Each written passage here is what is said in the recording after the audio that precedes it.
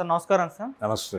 Sir 2 రోజుల నుంచి కూడా సోషల్ మీడియాలో అండ్ మీడియాలో అన్నిట్లో కూడా ఒక సినిమాకి సంబంధించిన ఒక స్టోరీ వైరల్ అవుతుంది సార్. అంటే ఒక డైరెక్టర్ వల్ల ప్రొడ్యూసర్ ఎటువంటి ఇబ్బందులు పడ్డాడు అని చెప్పేసి. అంటే ఆ డైరెక్టర్‌కి ఒక 5,000 మంది షూటింగ్స్‌కి అవసరమైంది ఆర్టిస్టు. So, producer తెప్పించాడు.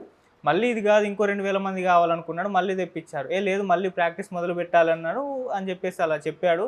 దీనివల్ల ఒక 15 రోజుల పాటు 2,00,00,000 ఖర్చయిపోయింది. ప్రొడ్యూసర్ మీద భారం పడింది అని చెప్పేసి వార్త అయితే వైరల్ అవుతుంది. ఎవరా ప్రొడ్యూసరు, ఎవరా డైరెక్టరు అని చెప్పేసి చర్చ కూడా మొదలుపెట్టారు. ఇందులో మేజర్‌గా అయితే దిల్ రాజు గారు అండ్ శంకర్ గారు వీళ్ళ పేర్లు అయితే మాట్లాడుకుంటున్నారు సార్. మరి ప్రొడ్యూసర్ కష్టాలపైన మీ ఒపీనియన్ ఏంటి? వీటిపైన ఇటువంటి ఇన్సిడెంట్ అన్ని సినిమాలకు ఉంటుందా, లేకుంటే ఈ ఒక్క సినిమాకే ఉందా? ప్రస్తుతం ప్రతి సినిమా నిర్మాత ఈ కష్టాలు ఎదుర్కొంటున్నాడు. అంటే బడ్జెట్కి సంబంధించినటువంటి ఒక గందరగోళం ఉంది ఇండస్ట్రీలో. అంటే మార్కెట్ ఏమిటి అనేది డిసైడ్ అవుతుంది. మనం ఏ మార్కెట్ని అడ్రస్ చేయగలుగుతున్నాం అంటే, ఇప్పుడు ఉదాహరణకి గేమ్ చేంజర్ సినిమాకి సంబంధించిన వ్యవహారంగా చూస్తే దీన్ని శంకర్కి మొదటి నుంచి ఉంది. ఇది ఈ రోజున కొత్తగా వచ్చింది కాదు. అంటే తను సినిమా తీసేటప్పుడు అద్భుత రసంలో చెప్పాలనుకుంటాడు ఏ విషయాన్ని అయినా. ఈ అద్భుత రసంలో చెప్పడానికి ఆయన చాలా ఎలిమెంట్స్ని కోరుకుంటాడు. ఆ కోరుకునే సందర్భాలు చాలా విచిత్రంగా ఉంటాయి. ఒక్కొక్కసారి అంటే ఆయన డైరెక్ట్ చేసినటువంటి సినిమాల్లో ఒకే తరహా వెహికల్స్తో కొన్ని షాట్స్, ఫ్రంట్స్ ఇలా అంటే ఒకేలా కనిపించే మనుషులతో షాట్స్. ఆయన బాయ్స్ అన్న ఒక సినిమా తీశాడు, అందులో కొన్ని ఇలాంటి విన్యాసాలు కనిపిస్తాయి. అలాగే ప్రేమికుడు సినిమాలో ఇలాంటి విన్యాసాలు కనిపిస్తాయి, భారతీయుడిలోనూ కనిపిస్తాయి. ఇలా కొన్ని చేస్తాడు ఆయన. దీనికోసం డబ్బులు ఖర్చు పెడతాడు. అంటే ఆడియన్స్ని, థియేటర్లో కూర్చున్న ఆడియన్స్ని సంభ్రమాశ్చర్యాల్లో ముంచెత్తడం అనేది నా ప్రోగ్రాం కాబట్టి అదే మన సక్సెస్ ఫార్ములా అనుకుంటాడు ఆయన. ఆ సక్సెస్ ఫార్ములా మీద అక్కడ ఆ ఏరియాలో అదే మన బలం. ఆ బలం బలహీనంగా మారితే దెబ్బతింటాం మనం అని చెప్పి ప్రొడ్యూసర్ని కన్విన్స్ చేయగలడు ఆయన. ఆ మేరకు ఖర్చు పెట్టాలి, తప్పదు. అయితే ఇవి మాత్రమే సినిమాని నిలబెట్టవు అనేది కూడా చూసుకోవాలి. ఇలాంటివి ఎన్ని చేసినా జనాలని ఆశ్చర్యపరిచేటువంటి ఒక కొత్త పాయింట్ కథలో లేకపోతే ఇవన్నీ ఉన్నప్పటికీ జనం ఆ సినిమా వైపు చూడరు అనేది ఆయనకి ఆల్రెడీ 3-4 సినిమాల నుంచి అర్థం చేయించారు ఆడియన్స్. ఇటీవల కాలంలో భారతీయుడు 2 అనే సినిమా విషయంలో కూడా అర్థం చేయించారు ఆయనకి. శంకర్ ఎందుకు ఈ మధ్య గతంలో లాగా ఫామ్ మెయింటైన్ చేయలేకపోతున్నాడు అంటే, జనాలకి ఉత్సాహం కలిగించటం లేదు, డిస్కసివ్ పాయింట్గా మారేటువంటి ఒక అంశం, ప్రజల మధ్య డిస్కసివ్ పాయింట్గా మారేటువంటి ఒక అంశాన్ని తీసుకోవడంలో ఆయన ఫెయిల్ అవుతున్నాడు. ఆ ఫెయిల్యూర్ అనేది ఆయన సినిమాల మీద ప్రభావం చూపిస్తోంది, ఆయన మార్కెట్ మీద ప్రభావం చూపిస్తోంది. మీ సినిమాలకు మార్కెట్ ఉన్నప్పుడు, మార్కెట్ మీ సినిమాల కోసం వెయిట్ చేస్తున్నప్పుడు ప్రొడ్యూసర్ ఖర్చు పెట్టడంలో వెనుకాడాడు. కానీ మార్కెట్ అనుమానమైనప్పుడు, మీ ముందు సినిమా ఇబ్బంది పెట్టినప్పుడు నిర్మాత మీరు అడిగినటువంటి ఖర్చు పెట్టడానికి వెనుకాడతాడు. దాన్ని యాక్సెప్ట్ చేసి తీరాలి. మీరు ఉన్న వనరుల్లో బెటర్ కంటెంట్ తీయటం ఎలా అనేది టెక్నికల్గా ఆలోచించి ప్రొడ్యూసర్ని కూడా దృష్టిలో పెట్టుకుని, ఇలా కాకపోతే కుదరదు అనేటువంటి మొండితనం చేయటానికి కుదరని సందర్భం ఒకటి ఉంటుంది ఎవరికైనా సరే. నాకు ఇది కావాలి అనేదానికంటే కూడా సీన్ని రక్తి కట్టించడానికి ఏం చేయాలి అనేది ఆలోచించాలి. తక్కువ ఖర్చులోనే ఇలా చేయగలిగితే, అంటే ఒక సక్సెస్ వచ్చిన తర్వాత మళ్ళీ మీ పద్ధతిలో మీరు వెళ్ళిపోండి. అలా వెళ్ళటం అంటే, ఇప్పుడు బడ్జెట్ ఉంది అనేది ఎట్లా మాట్లాడుతున్నారు వీళ్ళు? నా సినిమాకి మార్కెట్ ఉంది, సౌత్ ఇండియన్ మార్కెట్ ఉంది, లేకపోతే పాన్ ఇండియా మార్కెట్ ఉంది, ఇంత మార్కెట్ ఉంది కాబట్టి దీని మీద డబ్బులు ఖర్చు పెడితే రిటర్న్స్ వస్తాయి. రిటర్న్స్ వస్తున్నప్పుడు మీరు ఖర్చు పెట్టడానికి ఎందుకు వెనుకాడుతున్నారని ప్రొడ్యూసర్లని వీళ్ళు షంటుతారు. నన్ను ఎందుకు పెట్టుకున్నారు మీరు? ఆ హీరోని ఎందుకు బుక్ చేశారు?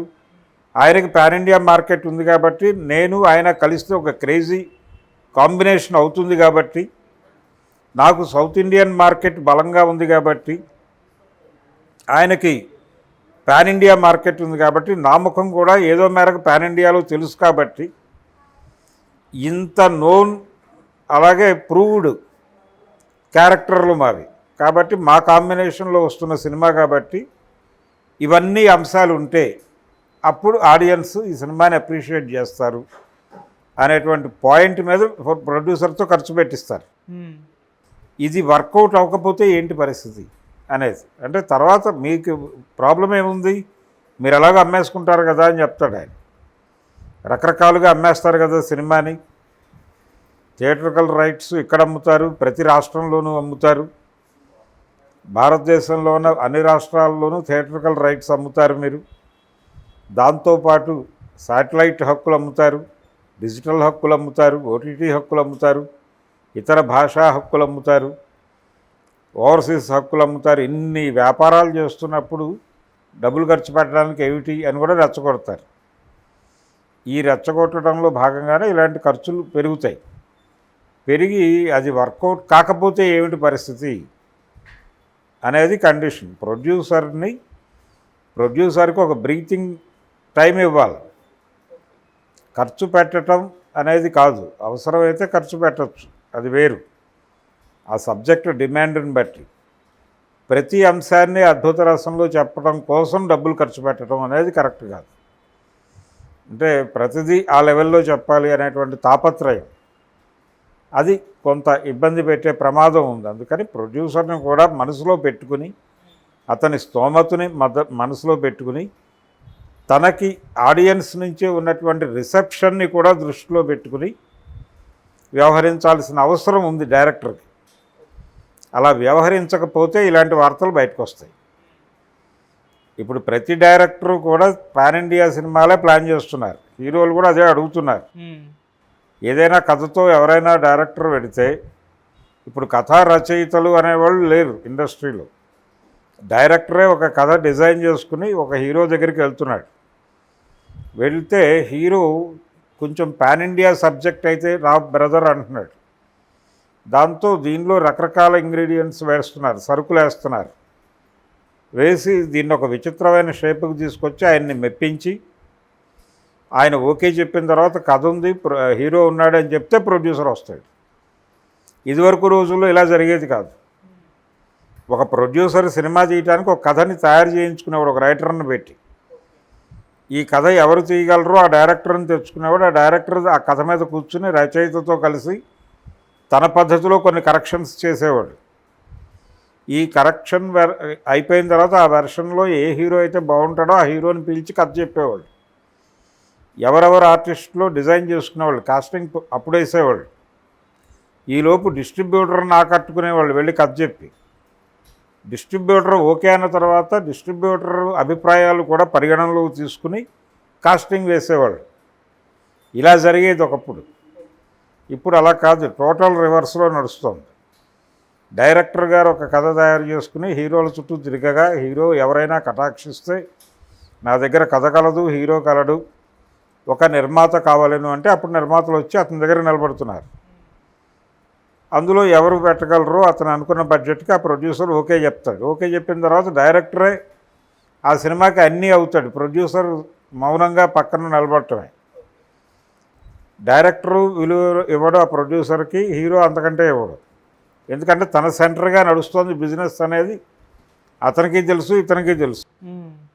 ప్రొడ్యూసర్ సెంట్రిక్గా బిజినెస్లు జరిగిన రోజులు కొన్ని ఉన్నాయి. ప్రసాద్ ఆర్ట్ పిక్చర్స్ సినిమా కాబట్టి మినిమం గ్యారంటీ, లేకపోతే సురేష్ మూవీస్ సినిమా కాబట్టి చూడొచ్చు, ఇలాంటి అభిప్రాయాలు ఆడియన్స్లో ఉన్న రోజులు ఉన్నాయి. విజయవారి సినిమా, అందులో హీరో ఎవరు డైరెక్టర్ ఎవరు అనేది సంబంధం లేదు. విజయవారి సినిమా రిలీజ్ అయింది చూసావా అని మాట్లాడుకునేవాళ్ళు ఆడియన్స్. అది ఒక దశ. ఇప్పుడు హీరో డైరెక్టర్ మీద నడుస్తోంది, ప్రొడ్యూసర్ కాదు. ఇదొక దశ. కాటరగడ్డ మురారి గారి వరకు నడిచింది ఇది. యువచిత్ర సినిమా కాబట్టి బాగానే ఉండొచ్చులే వెళ్దాం అనుకునేవాళ్ళు. అక్కడ వరకు నడిచింది ఆ జమానా, తర్వాత అయిపోయింది ఆ కథ, అది ముగిసింది.